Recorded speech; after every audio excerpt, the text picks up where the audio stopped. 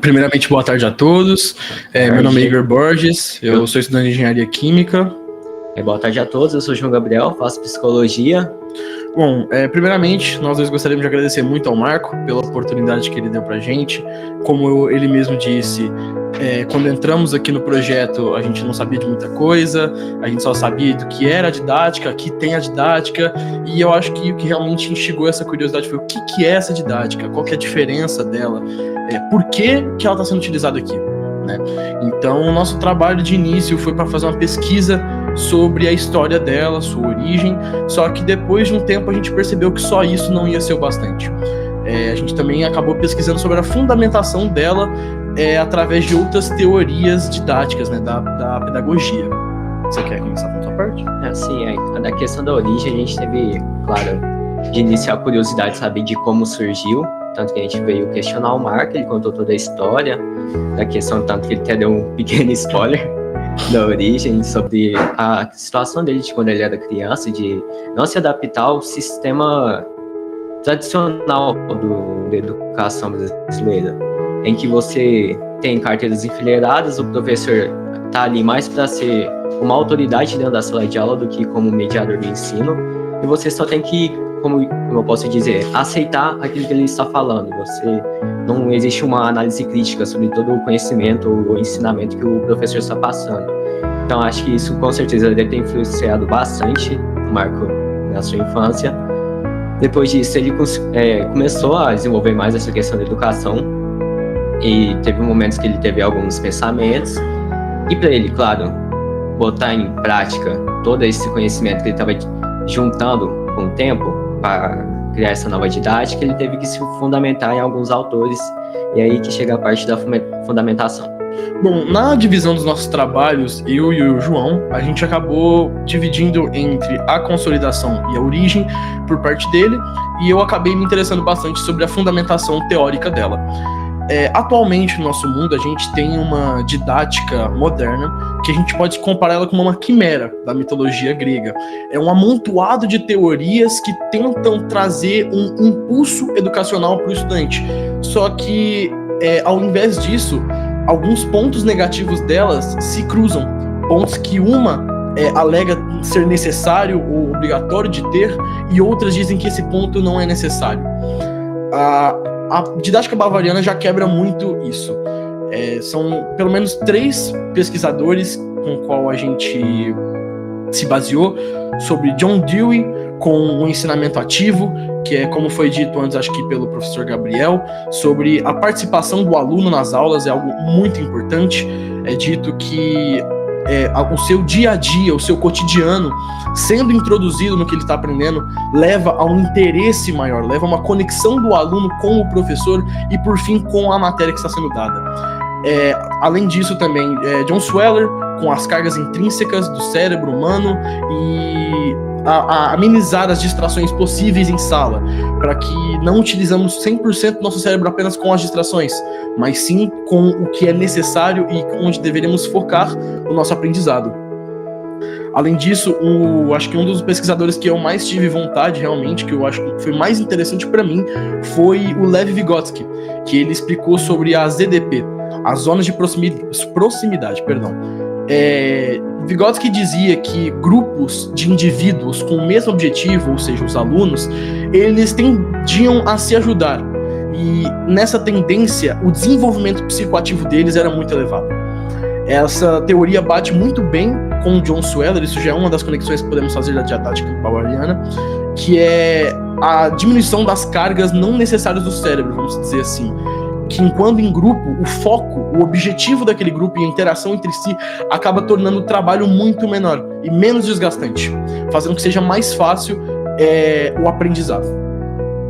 Sim, consolidação, depois de ter todo esse esquema da origem e fundamentação, viemos com a consolidação, em que a didática já está aplicada já faz uns 30 anos no sistema de educação, tanto da escola avesso como no programa Jovem Aprendiz, e demonstrou bastante pontos positivos, como a inclusão de pessoas que possam ter alguns transtornos, como TDAH, transtorno TEA, que seria o transtorno espectro autista.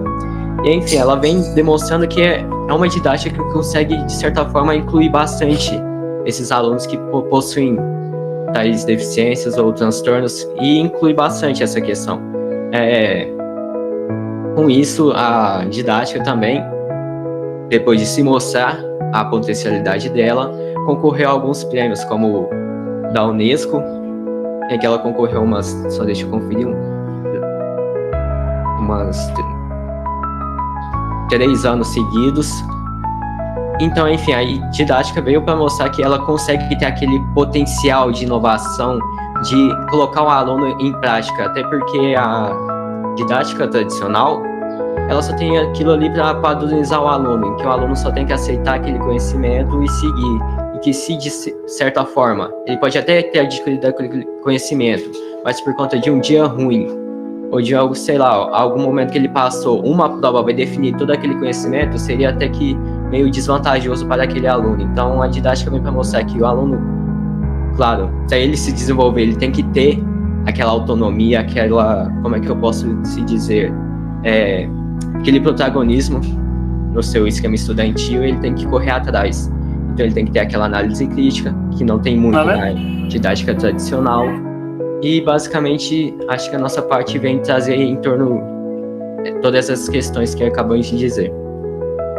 E a nossa pesquisa, eu diria que foi muito importante também, porque após o início dela, a gente começou a analisar muito mais os processos aqui dentro das quintas-feiras, né, que nós viemos como jovem aprendizes da manhã, e no decorrer do ano, que acho que foi do início de fevereiro que a gente começou, até agora, o comecinho de dezembro, foi notável a evolução de diversos companheiros nossos, amigos que nós fizemos aqui no curso, e o desenvolvimento didático deles.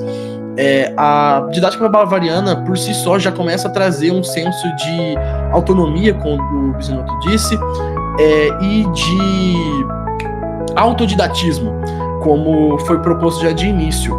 E isso foi notável em todos os nossos colegas de sala, a oratória deles melhorou bastante.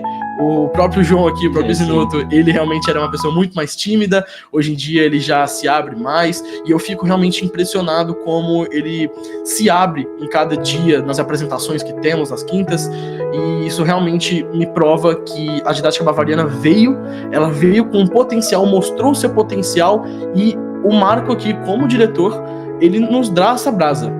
E pra gente não deixar ela morrer, tem que levar ela pra frente, sabe? Alimentá-la mais.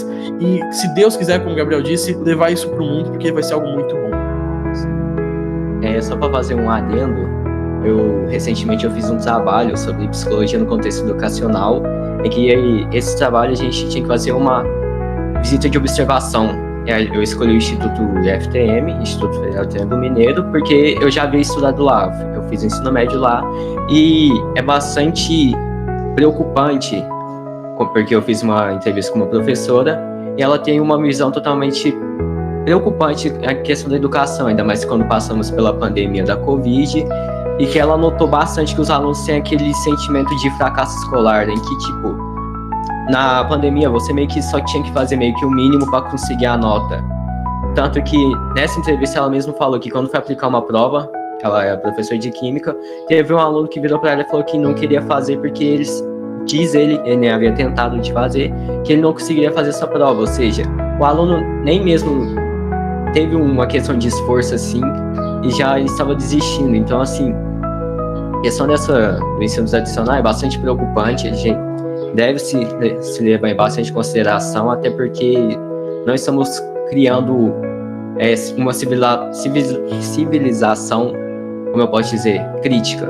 Estamos criando só apenas padrões, pessoas que vão seguir um padrão e que com isso não vai desenvolver muito. Então, essa questão da didática bavariana entra bastante nessa questão de você poder ter um protagonismo maior, dessa questão de autocrítica, de crítica, de saber o que eu tenho que melhorar, o que eu sei que tá bom, e o que eu sei que eu posso, assim, como é que eu posso se dizer? Não é melhorar, mas assim, um defeito que assim, eu tenho que só diminuir. Então ela vem para mostrar essa questão do autoconhecimento também.